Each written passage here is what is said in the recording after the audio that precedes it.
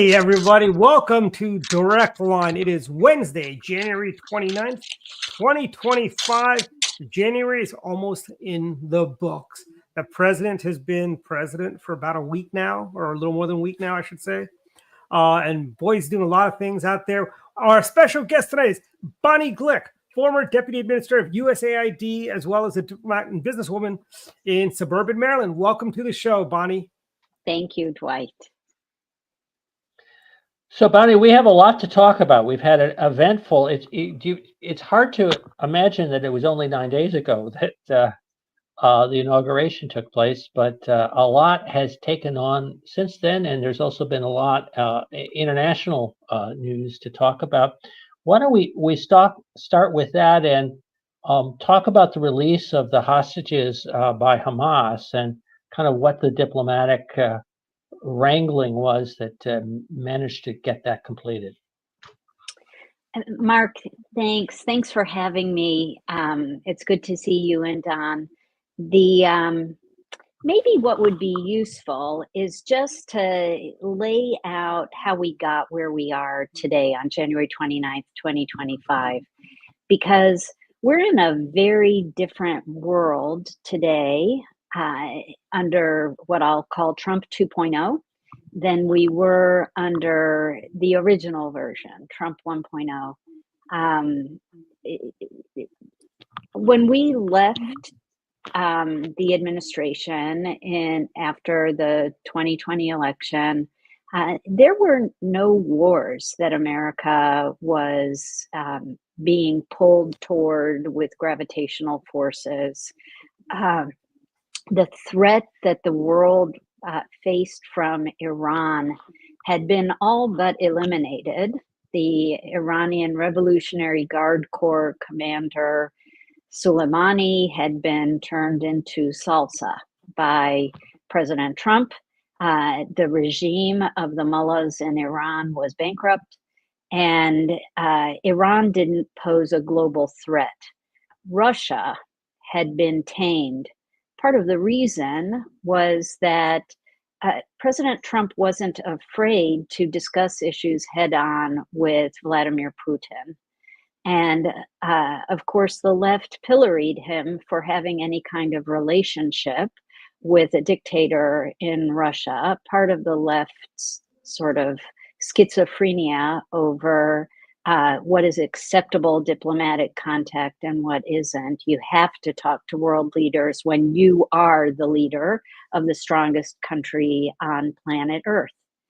Europe at the time, because Putin was tamed, Europe had energy, although we warned our European allies that they shouldn't be dependent on Russia, they shouldn't be dependent on Iran and Qatar.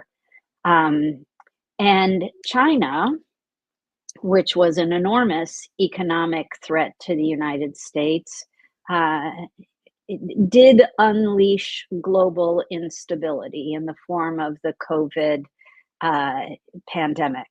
And mercifully, in Trump 2.0, we've gotten the official word from our new CIA director, John Ratcliffe, that yes, in fact, what we all knew to be true is in fact true, that it was a virus that leaked from a lab in Wuhan, China. Latin America was stable and democratic. Really, there were three main bad actors in Latin America: Cuba, Venezuela, and Nicaragua. But under Joe Biden, we saw elections that turned Latin America leftward. Hard left, I would say, in Colombia, in Chile, in Brazil, in Mexico, major countries with important economic relations with the United States turned socialist and turned their economies toward China.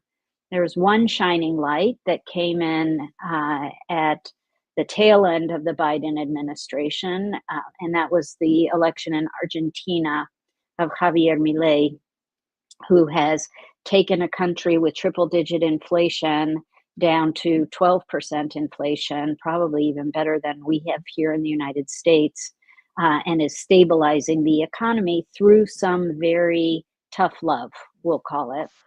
And then finally, in Africa, Africa was becoming a stomping ground for China for the stripping of African natural resources and saddling African countries and governments with debt in return for development projects that sometimes failed, sometimes worked.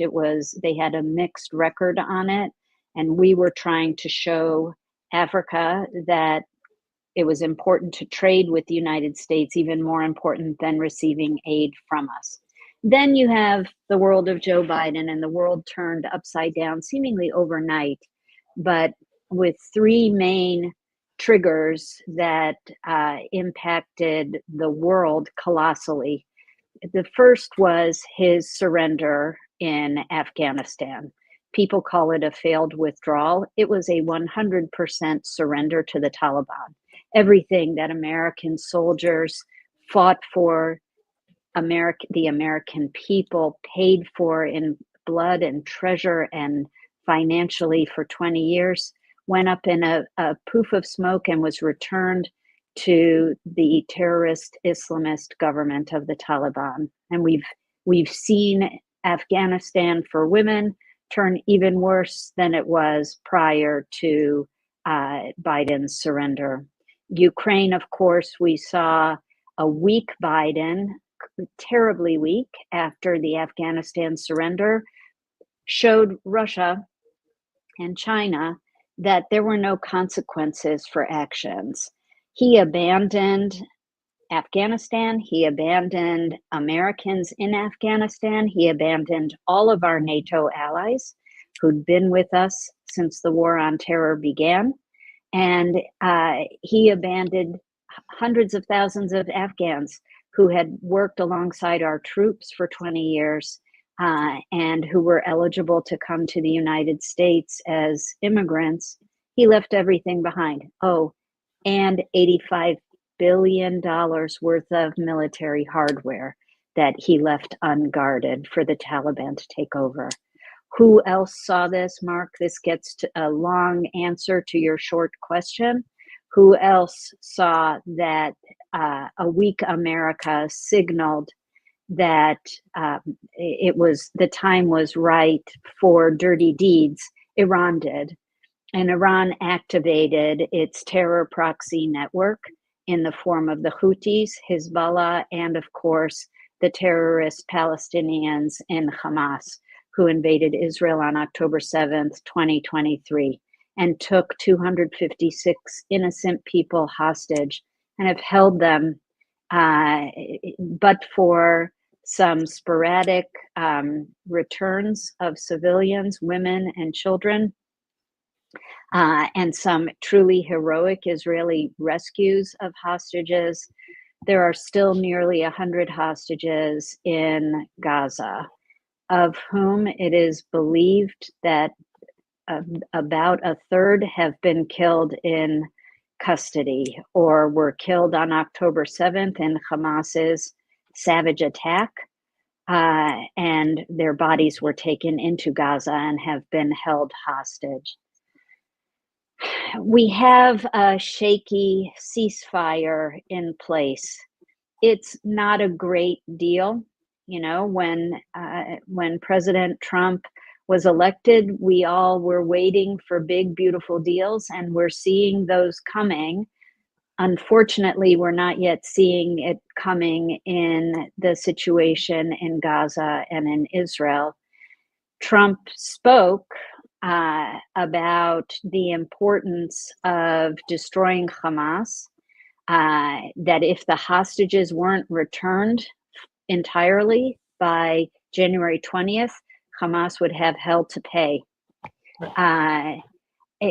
In an effort to get a deal done quickly, the U.S., in the handover from Team Biden to Team Trump, accepted the language of Biden's ceasefire plans.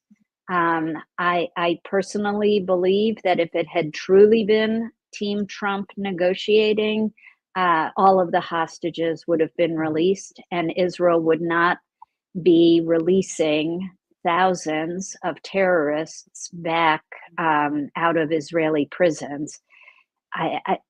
So far, there have been, or the plan is to release close to 2,000 prisoners who have committed heinous crimes, 797 of whom are serving multiple life sentences for terrorist murders, not just of Israelis, but of American citizens in Israel. And these monsters, savages, are being released from prison in exchange for women, in exchange for the elderly, and very sadly, in exchange for corpses who will, as part of this ceasefire deal, be returned to Israel. It's supposed to be a deal that goes in 3 phases. The question is, I think, on many people's minds, including in the now, this is a Trump administration deal, in the minds of Trump negotiators, will there even be a proceeding to stage 2 of the ceasefire? Hamas has been in breach of the ceasefire from the start. And so we've seen to date 7 Israeli women returned, and they're all still in hospital and rehabilitation facilities. One young woman had 2 of her fingers chopped off by Hamas terrorists and bandaged poorly. There's evidence that most of the women still have shrapnel in them from having been shot at and hit, but they were never operated on. They've never been visited by the International Committee for the Red Cross, and they've been released to their families. You can't but be happy for the reunions, but it's bittersweet because hundreds of terrorists have now been returned into Israel as well.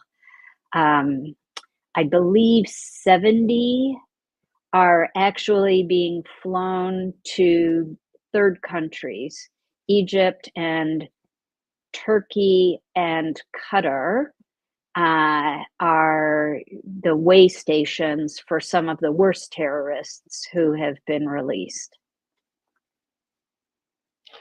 Well, there has been some discussion about the future of Gaza, and the president talked about possibly, I think, resettling some or all of Gaza. I guess he talked about the whole thing.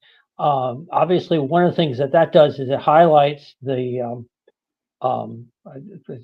gently to say, reluctance on the part of Egypt and Jordan to take the Palestinians. Could you expand a little bit about what the prospects are for perhaps a long-term change in the status of Gaza?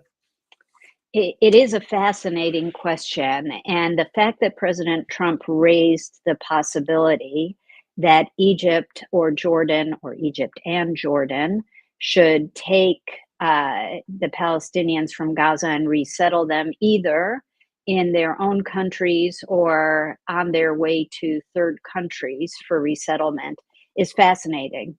It goes to the myth of Palestinian refugee status. A refugee is somebody who doesn't have a home and who wants to be resettled into another country. In Gaza, there are 2 million so-called refugees who are being offered sanctuary by President Trump, twisting the arms of Egypt and Jordan into another country. And the Egyptians and the Jordanians do not want to take these refugees. Now let's compare and contrast this with Ukraine. And approximately 6 million Ukrainians left Ukraine in the early months of Russia's invasion, and many of them have not returned. Many of them may never return. and they were all welcomed across the border into the rest of Europe, into EU Europe. They were welcomed with open arms. They were given food, shelter, education, health for their kids, making sure that everybody understood that although they were coming as refugees, they would be helped. No Arab country, none, the wealthy ones, the poor ones, none of them has offered to take Palestinians. None of them want to take Palestinians because they want them all to remain in this so-called refugee status. Many Palestinians say, we don't want to leave our homes. Well, if you have a home, then you're not a refugee by definition. If you have a home in a place that you call your country, you are not a refugee. And so this myth of Palestinian refugees that the media has been parroting for 75 years is just that. And President Trump is pulling the mask off. He's like in a Scooby-Doo.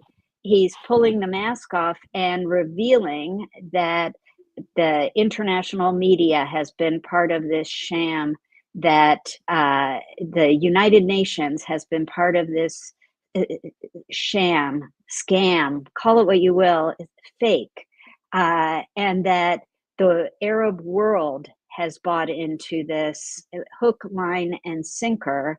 And up till this moment, Americans have been paying ungodly sums to maintain this fiction about the status of Palestinians. If Gaza is uninhabitable, then people who live there should move to another place and they should be taken in by their neighbors, just like Ukrainians were. Israelis do not want Gazans. They saw what happened and they're not willing to take the security risk. So one of the thoughts at the time of the October 7th attack was that it was timed to coincide with breaking up possible peace agreements between Israel and the Saudis and with some of the Arab states. And obviously that had the effect of taking that several steps backwards. With Trump in, we obviously recall the Abraham Accords. What are the prospects going forward of a renewal of that prospect, those prospects? So I think that's also not really true. I think that, people are looking to make an excuse for Hamas, that they had a rationale that was that Israel is going to make peace with Saudi Arabia. There, in my view, the Abraham Accords were so resoundingly successful that there was a long list of countries that were interested in making peace or normalizing relations with Israel, including Saudi Arabia. When Joe Biden was elected, part of his platform, you might remember, was calling Mohammed bin Salman, the crown prince and de facto leader of Saudi Arabia, a war criminal for the Khashoggi killing.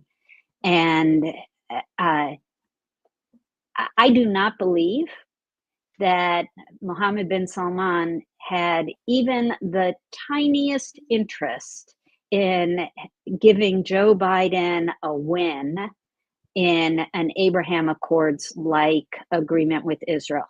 The truth of the matter is, prior to October 7th, relations were normalized. Israelis traveling on other passports, many Israelis hold dual citizenship with European countries or with the United States. Israelis were regularly traveling to Saudi Arabia. They were conducting commerce. They were conducting people-to-people engagements.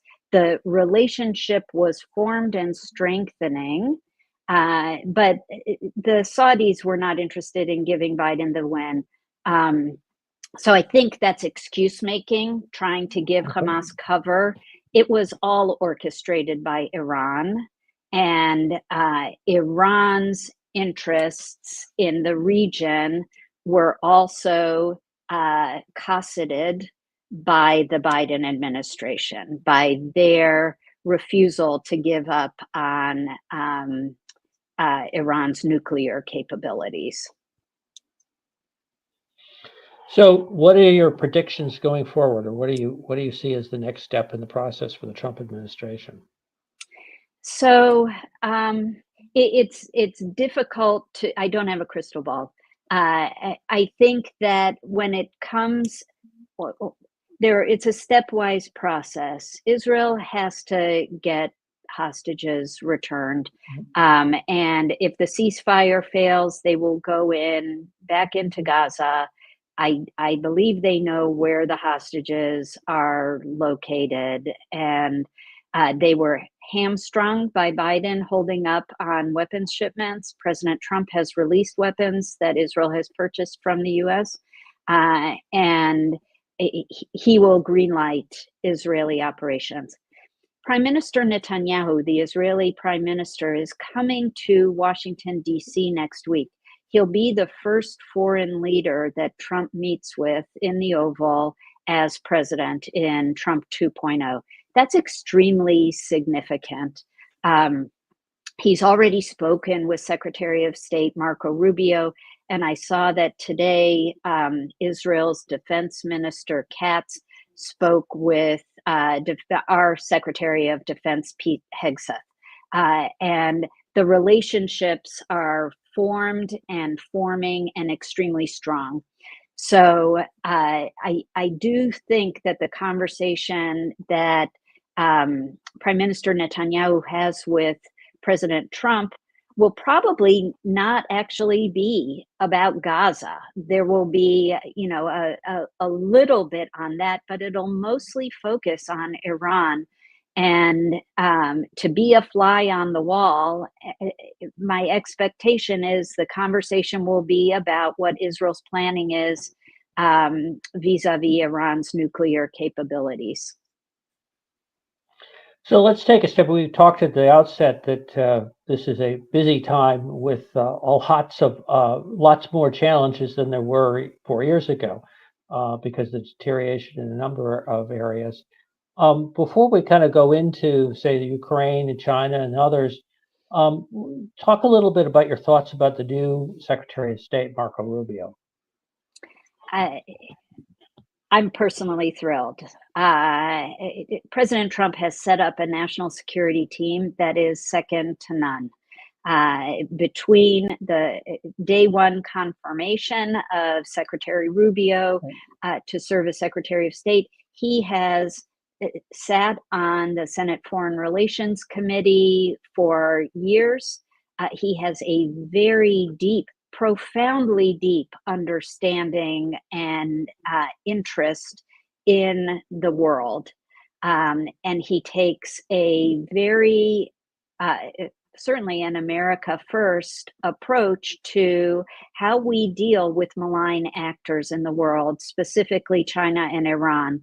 And so it'll be fascinating to watch how he and his team line up to rebuild alliances. We are seeing in Europe how the Russia war has shifted public opinion in Europe to in most cases in a much more conservative direction.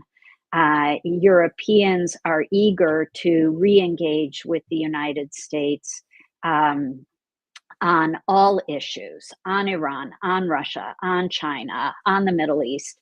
And so I think that that's fascinating. Elise Stefanik as ambassador to the United Nations, what we saw her do in Congress in the hearings that she held with the university presidents from Harvard, MIT, Penn, Columbia, NYU, Northwestern, all these universities, how she took them to task for allowing virulent anti-Semitism to run rampant on college campuses. I just feel bad that at the UN, they had an opportunity to watch her do that, because I would have loved for her to surprise the heck out of them showing up and doing that at the United Nations. The UN is full of corruption at a level that we cannot even imagine. And I think to myself about an entity like Doge and the use of artificial intelligence going in and analyzing the UN budget, because it is a morass and it's very hard to track money flows within the UN system. Having an AI tool go into the UN budgeting system and see how much the United States is on the hook for across every kind of UN program, and then having Ambassador Stefanik and her team take a hacksaw to the UN budget. America pays between 27 and 33% of the budget of every UN agency. This is billions and billions of hundreds of billions of dollars of American taxpayer dollars going to the United Nations every year. And we see votes against us, votes against our allies, votes against what America values most in the world, and votes in favor of China and Russia and Iran and Brazil, and really countries that don't share our values and our interests. Right. So speaking of budgets, and obviously thinking about the hat that you formerly wore, which was as Deputy Administrator of USAID, which of course is the primary agency for our foreign aid. How do you see things changing in, as you described it, Trump 2.0? So in Trump 1.0, there were certain programs that every time you have a Republican come into office, they automatically do a 180. Things like funding abortions overseas. It's illegal under the Hyde Amendment to fund the performance of abortions internationally. That's just straight up illegal.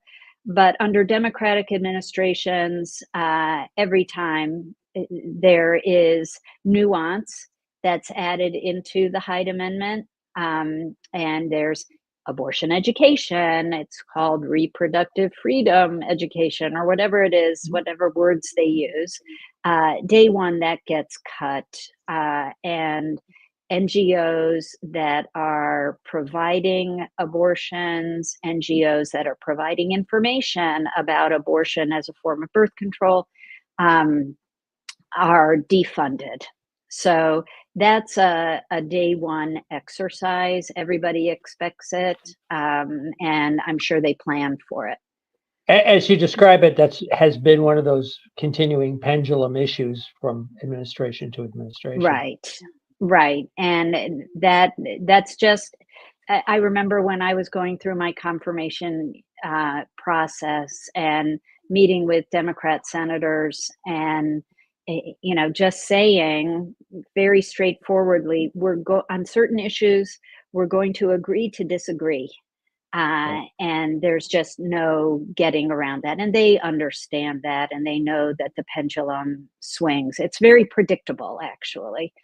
The thing that is less predictable is where else budget cutters will come in and cut programming. And so I've already been seeing all kinds of, all of the DEI programs are cut, but it's not just DEI type hiring programs in Washington, D.C. headquarters, but it's also funding things like, I just saw today, there's a $45 million program for DEI education in Burma. Well, I don't know what they're hoping to do in Burma, but this would be the country that is absolutely subjugating its Uyghur Muslim, its Muslim Rohingya, not Uyghur, its Rohingya Muslim population, such that they've had to flee to neighboring Bangladesh in millions of people. Why are we focusing on DEI when what we should be focusing on is support for populations that are subjugated and not helping the Burmese government?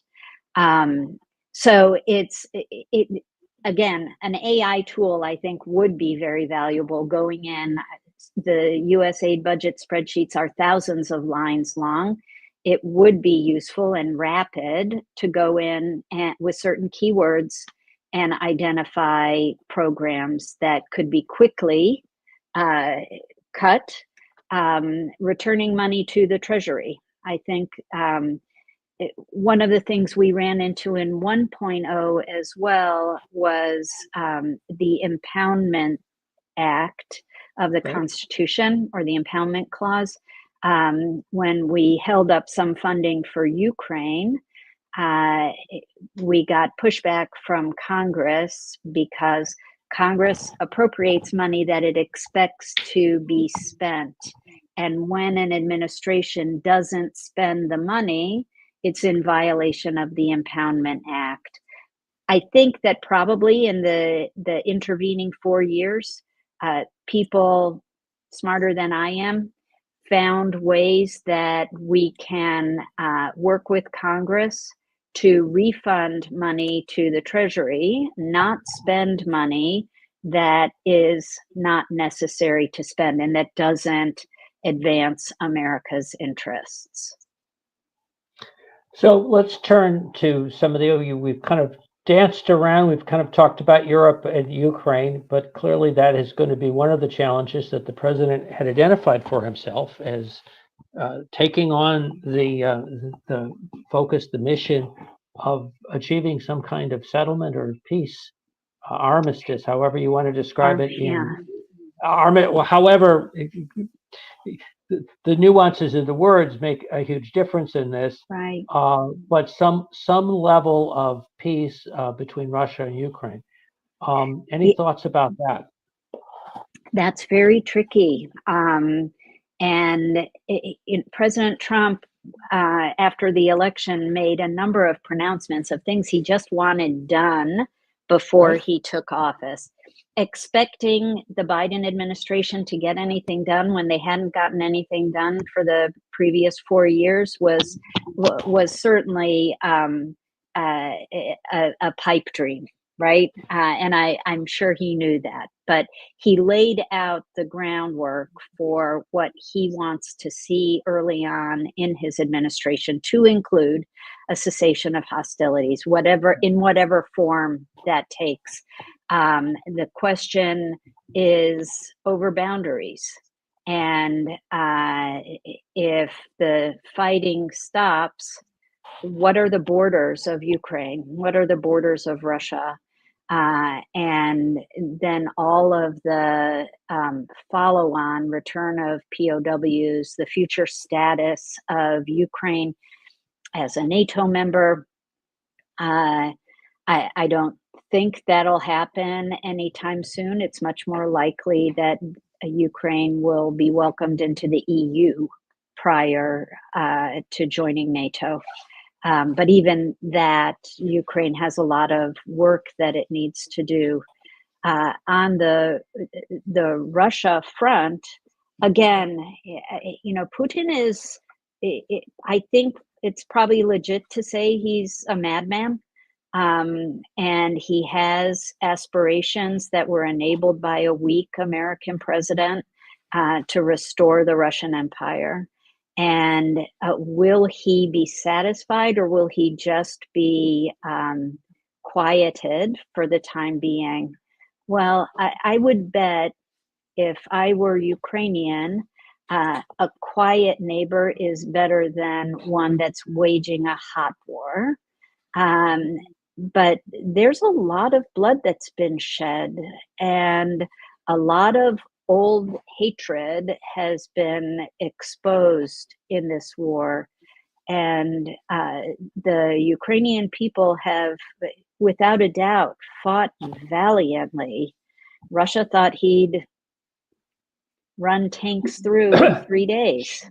So did our intelligence thought that as well, that it would happen very quickly, that the takeover would take. And if anything, whatever has come out of this, and we've talked about a couple of scenarios, we can go into more detail, but Ukraine is no longer a buffer state for Russia. The Ukrainian people understand where they stand with Russia, and whether they're part of NATO or not, that is not they will not go quietly into the night. Right. In the future. It's interesting too. I mean, one of the assessments is a bit of a challenge, and you've kind of talked about the psychology of Putin, is really his assessment. I mean, is a long-term war of attrition something he thinks he still can win, or is, as some, I will tell you, some who support more aid to Ukraine say, he's very vulnerable in the short term, that he simply doesn't have the capacity to continue. So you're kind of caught with this challenge as to what your assessment is to who is the weaker party right now. Right. I mean, he's throwing bodies at Ukraine. And now he's imported soldiers from North Korea, right? This is nuts. And they are untested, probably unqualified, but it is, it's a sign of desperation, I would say. That said, he appears to have almost an unlimited number of soldiers. He doesn't care about losing treasure. We've seen this under his control for years. I don't know if you guys remember that the submarine, I think it was in Kursk, that sank with a full crew of sailors aboard, and Putin was too proud to request help from ice cutters from Norway and the UK, who could have been there expeditiously to help cut this out of the ice. And he said, no, we've got this under control. His commander said, we have this under control. And every single soul on board that Kursk submarine died unnecessarily. He does not care. This isn't a rational actor. And so Zelensky is fighting a war against somebody who is 100% unpredictable and simply wants to win. Yeah, let me ask you this, Bonnie, if I can, Mark. So as we talk about this, in terms of where we were 4 years ago, versus where we are now in Russia or Ukraine, now that kind of Biden let, Putin go, right, and run wild, how do you put that back? How does Ukraine, how does Trump, basically staunch this whole thing and try to go back to, where we were, or at least reverse course or something? You said he's a madman. How do you put the madman back and pin him back? He clearly, as you just mentioned with the submarine, he doesn't value human life. No. It is really unclear. President Trump has named General Kellogg, Keith Kellogg, as his special rep for Ukraine and Russia, and he's a decorated general who clearly the president trusts with handling this very delicate, what will be ultimately a negotiation. And he'll need to get a grasp of what the landscape looks like and then figure out militarily how Russia views it, how Ukraine views it, how NATO, and particularly Europe NATO, is prepared to respond, because we're not sending anyone there, and work with our allies in NATO to bring this to some sort of close. I honestly can't even predict what that'll involve. So we're actually running out of time. I wanted to talk about China, but I don't know that we can do Another that. show. Yes, another time. We can wish everybody happy Lunar New Year, and and instead turn to you. As usually at this part of the show, we talk about what folks are doing next, and tell me about what your upcoming plans. You got anything you want to promote? Well, I am a fellow at the Foundation for Defense of Democracies. And what we do we call it FDD. What we do at FDD is entirely with an outward focus. So it's how do we represent the case of the United States vis-a-vis the malign actors out there.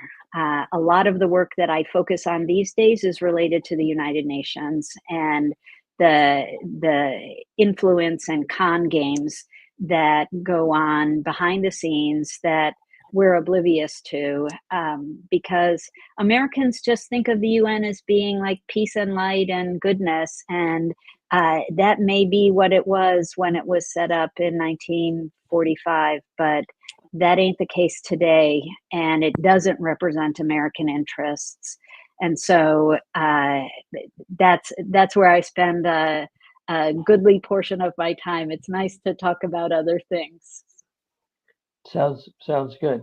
And I would be remiss, Don, if I didn't mention that we're planning a trip to Missoni's, our official restaurant of Direct Line Live, which is a restaurant up in Baltimore County that is owned by the daughter of Greg Missoni, who's a good friend of the show. Wonderful. And I will tell you, on Sunday, I will be, not that this is more personal, but my round the world adventure. I fly to New Delhi, and then from there I then spend a very short time, go to Bangkok, and then Singapore, then Tokyo, and then back.